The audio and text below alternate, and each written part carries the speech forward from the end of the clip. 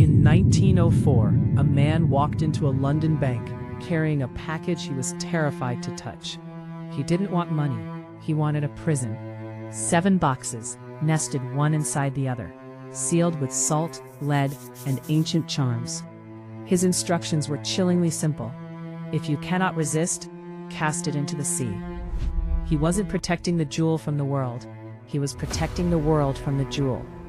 This is the stone that history forgot to bury. It's not actually a sapphire. It's a cursed amethyst, mislabeled by Victorian science, but claimed by dark legend. The story begins in 1857, amidst the smoke of the Indian Mutiny. During the brutal Siege of Cawnpore, an artifact was taken. Legend claims it was torn from the Temple of Indra. Though unverified by history, the story says a colonel stole a piece of divine wrath from the god of storms. As the temple fell, a trail of misfortune began. Colonel Ferris took the stone back to England. Soon his health failed, his wealth vanished. His son inherited the stone, and the bad luck followed. In an era of imprecise gemology, they called it a sapphire, but its true nature was far more volatile. Desperate, the family gave it away, but the shadow grew. It reached the hands of scholar Edward Heron-Allen, a man of logic, who initially laughed at the curse, until his circle began to suffer strange, sudden ends. A singer friend touched the ring and lost her voice forever. His home was plagued by disasters he couldn't explain. In a fit of panic, he threw it into the Regent's Canal. He thought he was free. He thought it was over. 3 months later, the canal was dredged. A jeweler recognized the ring and brought it back. The stone had returned, and Heron-Allen was broken. That's when he built the 7 lead-lined boxes. He believed only lead could dampen its maleficent energy. After his death, the boxes were donated here. They stayed shut for decades, hidden behind the archives, until 2004, when the silence was finally broken. Curator John Whitaker was transporting the stone to a lecture when a freak violent storm hammered the vehicle. During the trip, he was hit by an illness that came without warning. Coincidences the museum has never fully explained, or fully believed.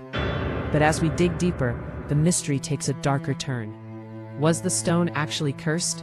Or was it a masterwork of fiction built by the man who claimed to own it? Tonight we peel back the lead layers of a manufactured myth. Welcome to the case of the Delhi Purple Sapphire.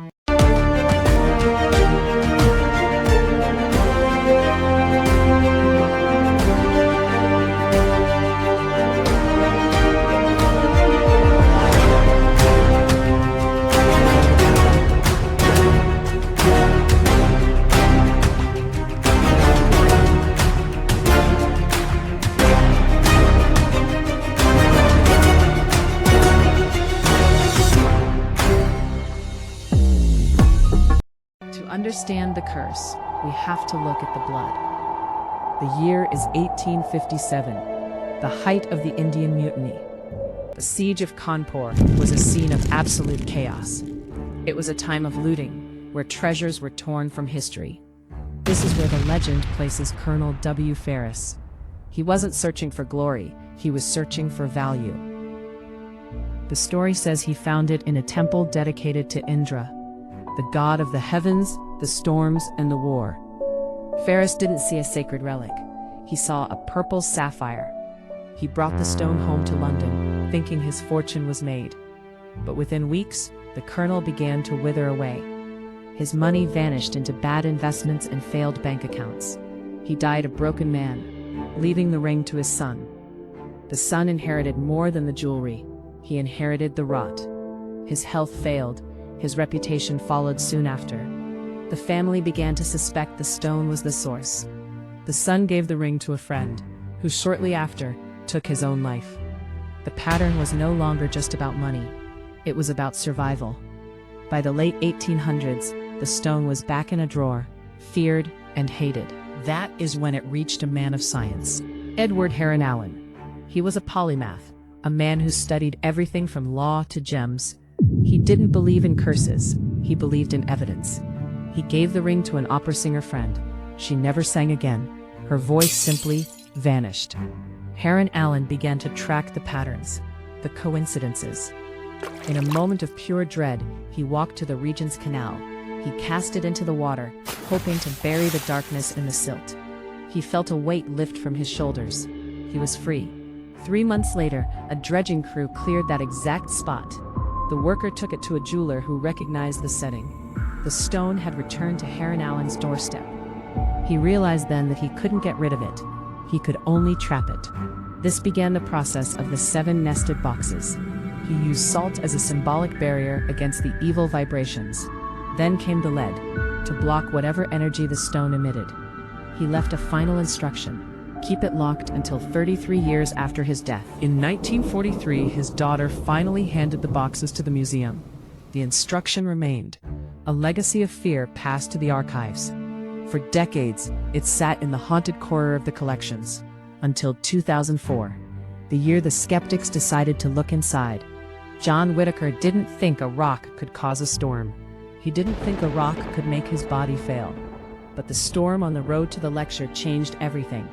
The legend was now a modern footnote in the museum's history. But the real story isn't about what the stone did. It's about what the owner was doing while he was suffering. He was writing, he was creating, he was building a myth. And next, we look at the evidence that suggests it was all a lie. In the basement of the Natural History Museum, magic doesn't exist. Here, every object is stripped of its story and reduced to its atoms. The Delhi Sapphire was no exception. When gemologists finally analyzed the stone, the first crack appeared. It wasn't a sapphire. It was a common, though beautiful, amethyst. To a Victorian, the distinction was a matter of price. But to a historian, the mislabeling suggested a deeper confusion. John Whitaker, the man who faced the 2004 storm, was a skeptic. He treated the stone like any other specimen in the mineral collection. The museum's official stance remained unmoved by the lore. To them, Whitaker's illness and the storm were just math, the inevitable overlap of bad timing and human biology. But even the most hardened scientists couldn't ignore the paper trail. They found that Heron-Allen wasn't just a donor, he was a storyteller. They looked for the origin story, the Siege of Cawnpore. They found no independent record of a Colonel Ferris. No verification of the theft exists outside of Heron-Allen's own letter. The museum began to ask, was the curse protecting the stone, or was the stone protecting a lie? Modern curators suggest that Heron-Allen created the narrative to ensure his haunted gem would never be forgotten by history. He knew that a pretty amethyst is easily lost in a museum basement. But a cursed sapphire from a looted temple is immortal. The curse wasn't a spiritual weight. It was a marketing campaign. Yet even with the hoax exposed, the unease persists. Why did Heron-Allen seem so genuinely afraid in his final years? If he invented the story, why did he seal it in 7 layers of metal? Perhaps he began to believe his own fiction. Or perhaps once you give a stone a name and a history of blood, it starts to act the part, whether the history is real or not. Psychology calls it the power of suggestion. If you believe an object is lethal, your body can react as if it is. Thousands of people walk past the Delhi Sapphire every year. They see the ring, they read the warning. They are looking for a thrill, a brush with the supernatural. But the real modern approach is more cynical. The stone is a captive of its own legend. It remains locked away not because it's dangerous to our lives, but because it's dangerous to our understanding of the truth. It is a monument to Victorian colonial guilt, a story told to process the horrors of a war half a world away. The curse was a mask for the looting, and today the mask is starting to slip. But as we move into our conclusion, we have to ask, did the lie finally become the truth? Because John Whitaker still won't take that stone for a drive. And neither would you. Next, the final reckoning. To find the truth, we must stop looking at the gem and start looking at the man. Edward Heron-Allen was more than a scientist. He was a creator of worlds. Under the name Christopher Blair, he wrote stories of the impossible. In 1921, he published a collection that mirrored the stone's history. His work was dark fiction, built on real science, a way to play with belief. The title story featured a cursed diamond, a fictional twin to his own amethyst. He wasn't just documenting a curse, he was beta testing a narrative. The Heron-Allen letter, the very source of the legend, was his final script. He knew that for a story to survive, it needed a physical anchor. The stone was his prop, a piece of stagecraft for a century-long play. But why choose the Siege of Cawnpore? Why the god Indra? Heron-Allen lived in the shadow of the British Empire's greatest guilt. The looting of India wasn't a secret, it was a national shame. By attributing the bad luck to a curse, he was doing something clever. He was reframing the theft as a cosmic punishment. The curse allowed the looters to feel like victims instead of thieves. It's easier to believe in a vengeful god than to admit to a simple crime. We have to ask, did he believe it himself by the end?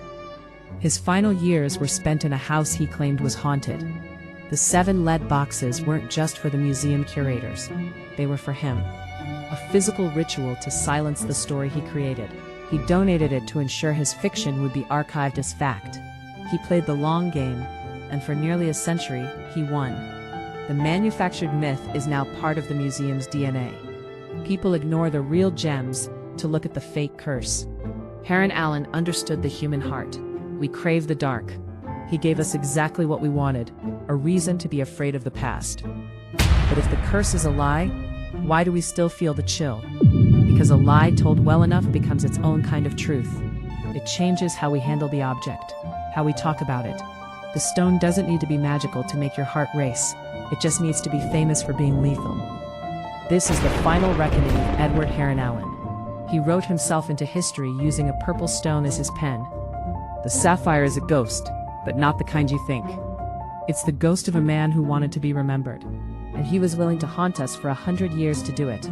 The boxes are open now, the secrets are out, but the shadow he cast remains. What is more dangerous, a cursed stone or a master storyteller? We think we are the ones investigating the Delhi Sapphire, but the Delhi Sapphire has been investigating us for a century, testing our logic, testing our fears. And every time we whisper the word curse, he wins again. Now, we reach the end of the 7 boxes, the final conclusion. The Delhi Purple Sapphire remains in the vault. It is no longer a cursed object. It is a specimen of human belief. The 7 lead boxes are no longer sealed, but the weight remains. The museum does not believe in the curse, but they do believe in the story. They keep it on display because it represents a bridge to an era of conquest that we are still trying to understand. We live in an age of data. We think we have outgrown our ghosts, but a well-told lie offers something that a cold fact cannot. It offers a way to look at the horrors of our past through a veil. If the stone is cursed, then the men who took it were victims. If the stone is a hoax, then we are simply thieves in the dark. Perhaps that is why Edward Heron-Allen's story survived. Not because it was true, but because it was necessary. It was a ghost story for a nation that didn't want to see its reflection. The real curse isn't the amethyst. It isn't the god of storms.